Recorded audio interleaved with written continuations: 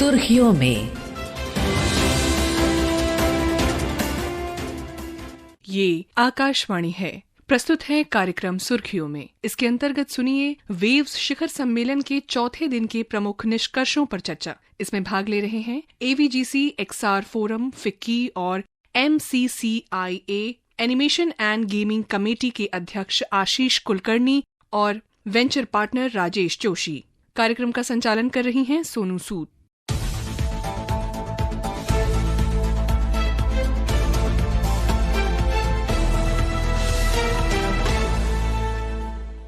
चार दिवसीय विश्व ऑडियो विजुअल और मनोरंजन शिखर सम्मेलन वेव्स 2025 आज मुंबई में संपन्न हो रहा है, जिसका उद्देश्य भारत को मीडिया, मनोरंजन और डिजिटल नवाचार के लिए वैश्विक केंद्र के रूप में स्थापित करना है। इस मेगा इवेंट की प्रमुख हाइलाइट्स पर चर्चा के लिए हमारे साथ दो विशेष अतिथि जुड़ गए हैं, आशीष कुलकर्णी, और हमारे दूसरे गेस्ट हैं राजेश जोशी। और वेव समिट की समग्र रिपोर्ट के साथ हमारी मुंबई संवाददाता प्रार्थना भी जुड़ी हैं। आशीष, वेव समिट 2025 आज समाप्त हो रहा है। 4 दिन का ये सम्मेलन जो मुंबई में हुआ, मीडिया एंड एंटरटेनमेंट इंडस्ट्री को भारत की बढ़ावा देने के लिए, उसको ग्लोबल एक प्लेटफॉर्म देने के लिए, कैसे देखते हैं आप इस वेव्स सम्मेलन को? और जिस सेक्टर से आप खास तौर से जुड़े हुए हैं, AVGC, उस स्पेस के लिए ये कितना महत्वपूर्ण रहा? भारत में जो सम्मेलन आज समाप्त हो रहा है, ये भारत के लिए और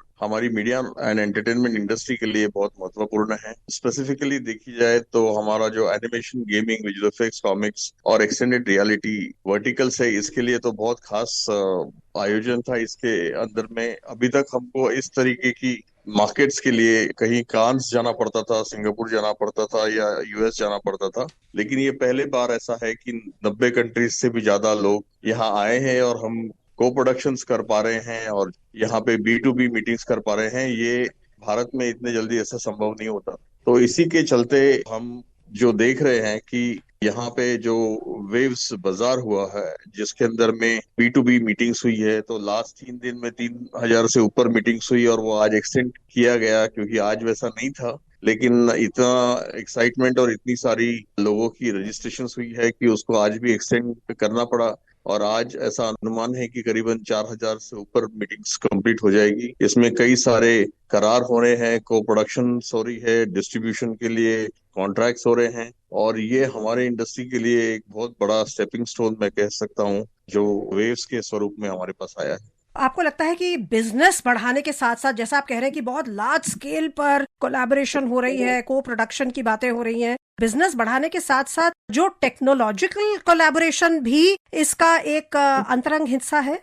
ऐसा है कि इसमें कई सारी टेक्नोलॉजी कंपनीज भी आई है, जैसा मेटा है, गूगल है, और इसके साथ बहुत सारी कंपनीज आई है। और हाल ही में हमारे माननीय प्रधानमंत्री जी ने हमें AVGC XR वर्टिकल के लिए Indian institute of creative technologies शुरू करने के लिए 400 करोड़ का एक अनुदान दिया हुआ है, जिसमें हम बम्बई में ये पूरी इंस्टीट्यूट और यूनिवर्सिटी डाल रहे हैं कि ये सनराइज सेक्टर में बहुत अच्छे से हम इसमें एक इंस्टीट्यूशन बना पाए, जिसमें रिसर्च जो भारत के जो स्टैंडर्ड्स हैं उसको हम ग्लोबल स्टैंडर्ड के साथ मैच कर पाए। और इसी में हमने करीबन 9 से 10 टेक्नोलॉजी ग्लोबल मेजर्स के साथ में साइनिंग की है, और कल उसमें सब MOU साइन किए गए हैं। तो ये जो टेक्नोलॉजी के साथ में हम लोग का जो आज मिलाप होता है क्रिएटिविटी का, जो एक creative content, digital content economy जिसको कहते हैं, एक अभी हम लोग सब अनुभव करते हैं डेली हमारे मोबाइल फोन्स पे और टेलीविजन पे और सब जगह पे, तो हर इंफॉर्मेशन सिस्टम इससे जुड़ी हुई है। तो ये जो सब करार हुए हैं हमारे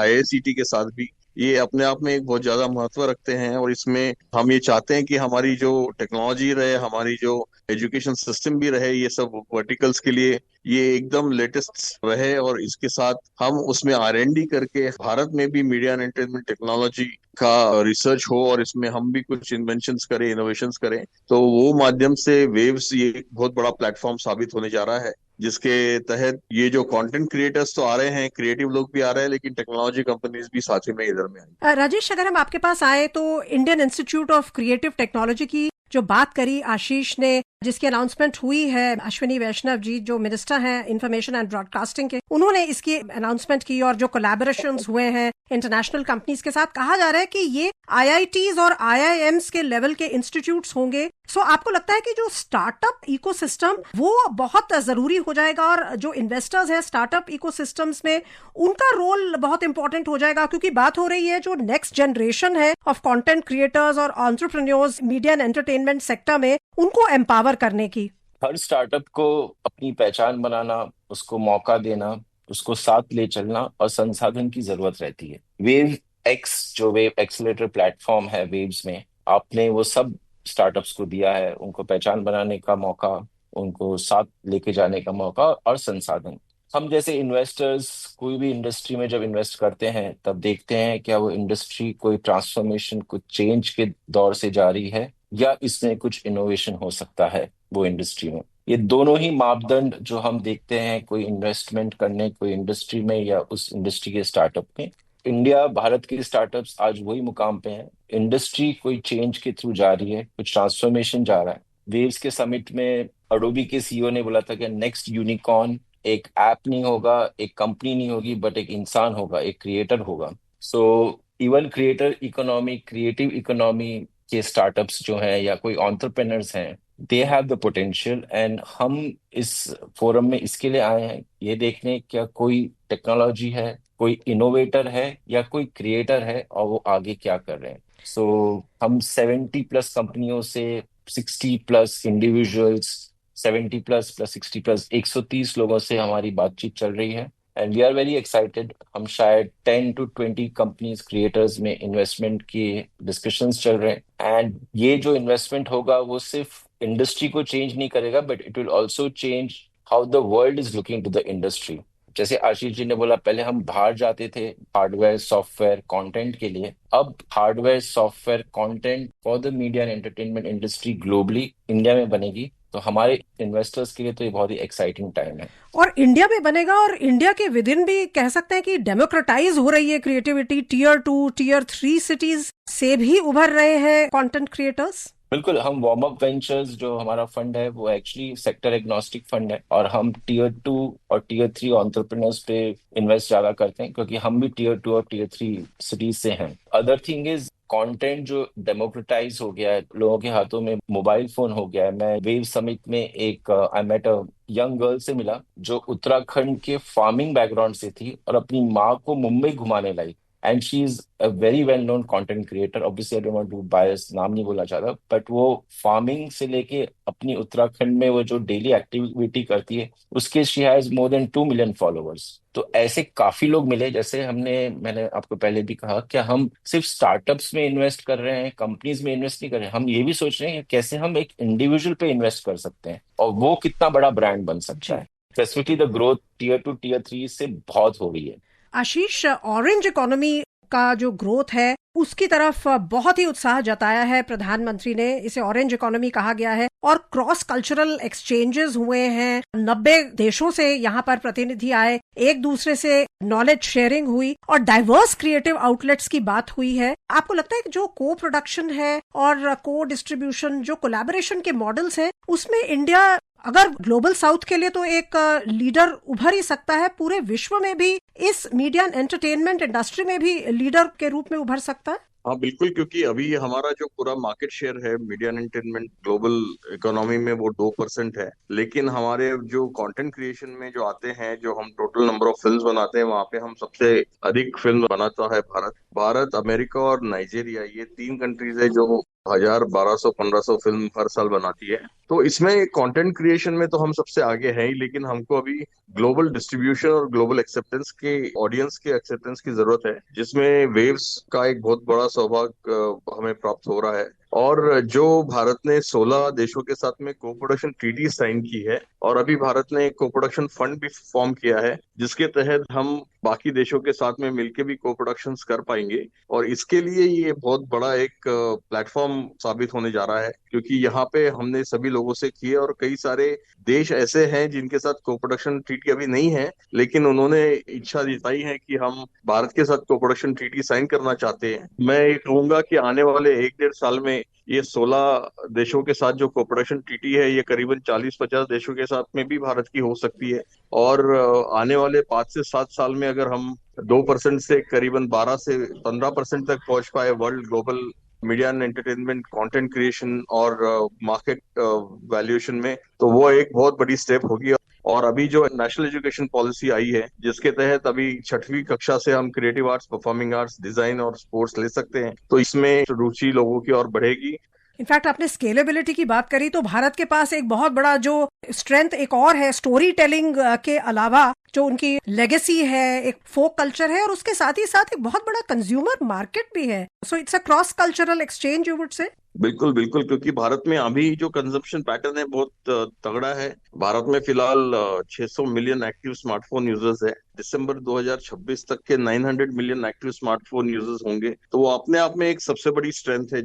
मुंबई से हमारी संवाददाता प्रार्थना जुड़ गई हैं। क्या आउटकम्स हैं मेन वेव समिट 2025 के? जी सोनू, तो मैं शुरुआत करूंगी उद्घाटन समारोह से, जहां प्रधानमंत्री नरेंद्र मोदी आए थे। उन्होंने यहां पर सबका स्वागत किया और उद्घाटन किया इस बड़े वेव्स मंच का। उनके साथ मीडिया और एंटरटेनमेंट इंडस्ट्री के तमाम बड़े लोग भी शामिल हुए। इस बार का थीम जो यहाँ था वो था कनेक्टिंग क्रिएटर्स, कनेक्टिंग कंट्रीज। प्रधानमंत्री जी ने दुनिया भर के एंटरटेनमेंट इंडस्ट्री से अपील की कि वो भारत को कंटेंट बनाने का हब बनाए। वेव्स 2025 की एक बड़ी हाईलाइट रही ग्लोबल मीडिया डायलॉग। इस पे 77 देशों के प्रतिनिधि शामिल हुए और सबने मिलकर इस बात पर चर्चा की कि कैसे हम क्रिएटिविटी को बढ़ावा देने के लिए एक दूसरे के साथ हाथ मिला सकते हैं। अगर बात करें यहाँ हुए बिजनेस की, तो इस बार वेव्स बाजार की शुरुआत काफी उत्साहजनक रही। ये पहला वेव्स बाजार था और फिर भी यहाँ हमने फिल्म, म्यूजिक, रेडियो, वीएफएक्स और एनिमेशन जैसे सेक्टर में 800 करोड़ से कहीं अधिक का कारोबार होता हुआ देखा। अगर हम मीडिया और एंटरटेनमेंट जगत के दिग्गजों की बात करें तो बड़े से बड़े नाम से लेकर टीवी कलाकार, इन्फ्लुएंसर्स भी इस समिट का हिस्सा बने। मीडिया के ग्लोबलाइजेशन, स्टार्टअप, पायरेसी, कंटेंट के भविष्य, आर्टिफिशियल इंटेलिजेंस, मेटावर्स की बातें तो हुई ही, साथ साथ हमारे विरासत को बचाने पर बहुत जोर दिया गया। यहाँ कुछ पैनल चर्चाओं में भारतीय फिल्मों में शास्त्रीय और लोक संगीत पर जो जोर है उस पर बात हुई। 10वें नेशनल कम्युनिटी रेडियो अवार्ड्स भी इस मंच से दिए गए। डिजिटल रेडियो का एक बहुत ही दिलचस्प सेशन हुआ, जिसमें यह बताया गया कि अब एनालॉग रेडियो की जगह कैसे डिजिटल रेडियो ले रहा है, लेकिन एनालॉग रेडियो की भी कितनी महत्व है आज के जमाने में। और अंत में मैं आपको ये भी बता दूं कि वेव्स के मंच से कई एंटरटेनमेंट और मीडिया इंडस्ट्री के व्हाइट पेपर और रिपोर्ट्स भी लॉन्च किए गए। सोनू, ये आपका बहुत बहुत धन्यवाद प्रार्थना। आइए सुनते हैं हमारे संवाददाता आदर्श से वेव समिट 2025 के चौथे दिवस की गतिविधियों पर एक रिपोर्ट। आज वेव शिखर सम्मेलन के चौथे और आखिरी दिन भी भारी भीड़ देखी गई। भारत पवेलियन और क्रिएटोस्फेयर के भविष्यवादी और सांस्कृतिक रूप से समृद्ध स्टॉल सबसे प्रसिद्ध रहे। इनके अतिरिक्त विजुअल इफेक्ट्स और फिल्म निर्माण पर एक मास्टर क्लास का आयोजन किया गया, जिसके बाद मीडिया स्टार्टअप और एआई, सोशल मीडिया विज्ञापन और मोबाइल फिल्म निर्माण आदि विषयों पर कार्यशालाएं और चर्चाएं हुई। वहीं क्रिएट इन इंडिया चैलेंज के विजेताओं द्वारा संगीत प्रस्तुतियों ने दर्शकों को मंत्रमुग्ध किया। इस दौरान सूचना एवं प्रसारण सचिव संजय जाजू ने विजेताओं और प्रतिभागियों की भरपूर प्रशंसा की। श्री जाजू ने वेव्स को एक जन आंदोलन बताया। वेव शिखर सम्मेलन का अंत शाम में रेजोनेट द ईडीएम चैलेंज के साथ हुआ।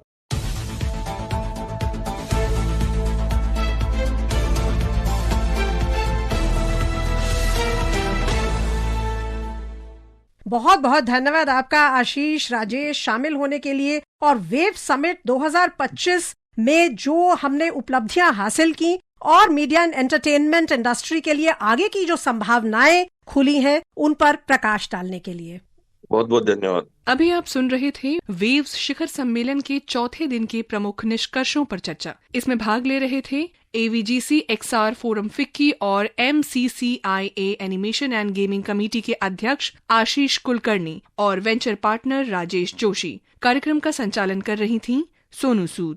ये कार्यक्रम आकाशवाणी के समाचार सेवा प्रभाग द्वारा प्रस्तुत किया गया। इसे आप हमारे mobile app news on AIR और YouTube channel news on AIR official पर भी सुन सकते हैं। इस कार्यक्रम के संबंध में अपनी प्रतिक्रिया आप हमें ईमेल या व्हाट्सएप के माध्यम से भेज सकते हैं। ईमेल का पता है airnsdtalks@gmail.com और व्हाट्सएप नंबर है 9289094044।